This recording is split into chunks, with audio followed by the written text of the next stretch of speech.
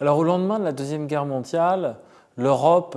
était fortement liée, comme c'est le cas aujourd'hui,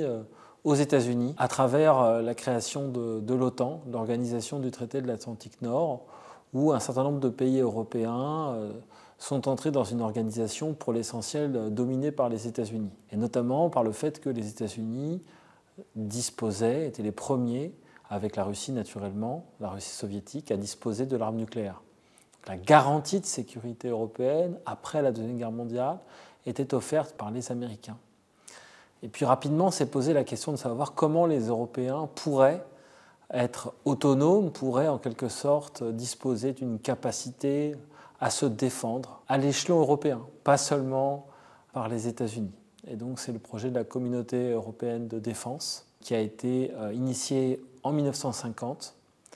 mais qui s'est soldé par un échec puisque le Parlement français n'a pas voté ce projet de Communauté européenne de défense en 1954, projet qui consistait à créer une armée européenne, donc un projet extrêmement ambitieux, mais dont il ne faut jamais oublier que cette armée européenne était placée sous la direction, sous la férule de l'OTAN. Donc, de ce point de vue, il ne faut pas dire que c'est l'Europe de la défense première version qui est morte en quelque sorte avec la Communauté européenne de défense, parce que ça restait une défense européenne sous contrôle américain. Et ensuite, le véritable point de départ, le renouveau de la défense européenne, après en quelque sorte ce moment difficile de la CED, c'est en 1992 avec le traité de Maastricht qui dispose d'un volet en matière de politique étrangère et de politique de défense avec la politique européenne de sécurité et de défense, la PESC, qui donne lieu à des aspects militaires, donc la politique européenne de sécurité et de défense, devenue depuis le traité de Lisbonne en 2007 la politique de sécurité et de défense commune, qui définit en quelque sorte une ligne pour l'Union européenne en matière de défense et de sécurité. Et bien entendu, la question d'une défense européenne est devenue encore plus pressante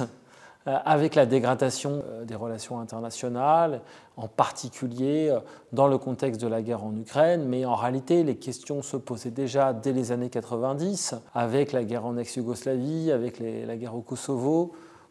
décidée sous la bannière de l'OTAN, là encore. Et ce qui apparaissait déjà dans les années 90, avant même la guerre en Ukraine, c'était la capacité de l'Europe à être une puissance. L'autonomie stratégique européenne, on peut la définir de façon étymologique. Autonomie, se donner à soi-même sa propre loi, se gouverner soi-même en quelque sorte. C'est ça le sens du mot autonomie. Et donc l'autonomie stratégique européenne, c'est en matière stratégique, c'est-à-dire dans la capacité militaire, mais au-delà, dans la capacité à être une puissance extérieure, à se défendre et à se projeter à l'extérieur. C'est l'idée que l'Europe ne dépend pas des autres pour définir non seulement sa doctrine, mais ses actions. Et donc cette idée d'autonomie stratégique européenne est une idée qui a suscité des interprétations diverses, dans le sens où la France, d'emblée, a considéré que l'Europe, c'était la France en grand. C'était une manière, au fond, d'inspiration gaullienne, de développer un grand projet européen et d'avoir une capacité à être, en quelque sorte, l'équilibre entre la puissance américaine et d'autres puissances, hier la Russie, aujourd'hui la Chine. Alors que les autres puissances européennes, pour l'essentiel, ont certes défendu l'idée européenne, y compris en matière de défense, mais dans le cadre de l'OTAN. En aucun cas, l'autonomie stratégique européenne devait être interprétée comme une forme de défiance vis-à-vis des États-Unis. Ça ne veut pas dire naturellement que la France exprime une défiance vis-à-vis de l'OTAN, mais ça veut dire que la France, depuis longtemps, et d'une certaine manière l'histoire lui donne raison, l'Ukraine lui donne en un sens raison, a besoin, quand bien même elle reste dans le giron otanien et qu'elle maintient ce lien transatlantique, a besoin de développer ses propres capacités. Et donc c'est la raison pour laquelle, notamment le couple franco-allemand constitue un des éléments essentiels, un des leviers essentiels de l'autonomie stratégique, à travers effectivement la brigade franco-allemande, à travers les battle groups, donc les groupements tactiques au niveau européen et qui concerne en particulier l'Allemagne et la France, mais ça pose de façon générale la question d'une culture stratégique européenne, c'est-à-dire une capacité à penser ensemble des instruments, aussi bien au plan industriel qu'au plan, disons, de la politique étrangère, une capacité à penser ensemble la défense, pas seulement l'addition de culture nationale qui viendrait s'agréger voilà, dans une logique d'alliance assez classique, mais fonder une véritable culture stratégique européenne. Ça, c'est un élément important qu'on trouve à travers un certain nombre de textes, comme par exemple la boussole stratégique en 2022, qui était déjà évoquée en 2020, mais que la guerre en Ukraine a mis en quelque sorte sur le devant de la scène dès mars 2022, moins d'un mois après l'invasion de l'Ukraine par la Russie, parce que en fait, il y a vraiment besoin d'une doctrine européenne qui puisse exister à côté, en quelque sorte, de ce que l'OTAN propose.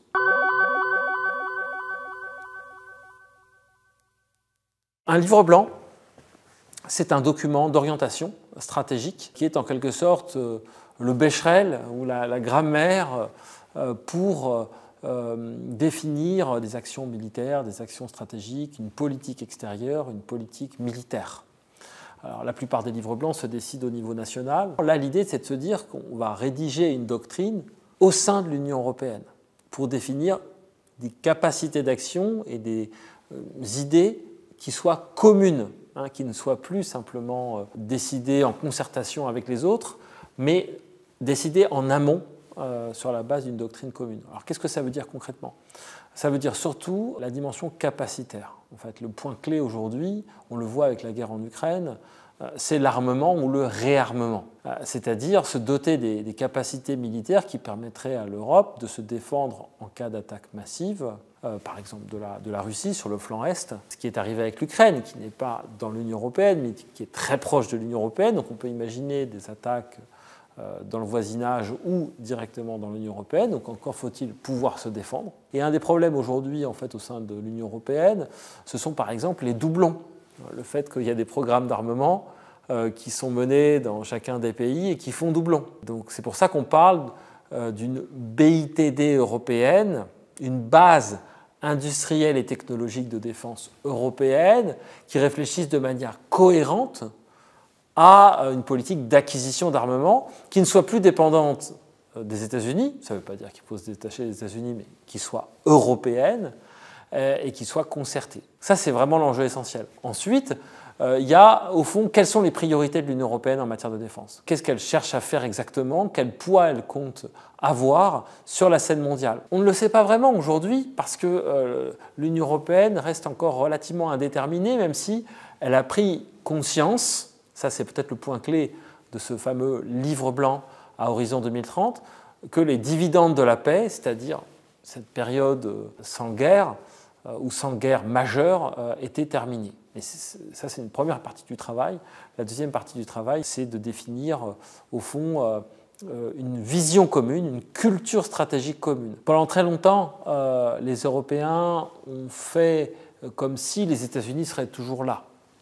comme si la garantie de sécurité américaine était un socle qui ne disparaîtrait pas. Avec l'élection de Donald Trump et son arrivée au pouvoir en début d'année 2025, les déclarations qu'il a pu faire sur la guerre en Ukraine, la manière dont il a reçu le président Zelensky et le discours de son vice-président à Munich, expliquant au fond que les Européens étaient en situation de déclin, que la démocratie était en péril, les Européens doivent penser l'autonomie stratégique européenne, peut-être pas sans les Américains, mais avec l'hypothèse qu'un départ des États-Unis, la fin de la garantie de sécurité américaine est possible. La fin du soutien américain ou cette espèce de retrait américain, paradoxalement, peut être une opportunité pour l'Union européenne de faire, par exemple, de la boussole stratégique, pas seulement un mot d'ordre, mais un cap, disons, réel d'action, notamment en matière budgétaire. On le voit par exemple à travers les 800 milliards d'investissements militaires qui sont envisagés au niveau européen et qui permettraient, disons, d'entamer cette mue européenne en matière capacitaire avec l'idée donc d'une base industrielle technologique de défense véritablement européenne qui puisse progressivement, sans nécessairement sortir des alliances, et notamment de l'Alliance Atlantique, permettre à l'Europe de compter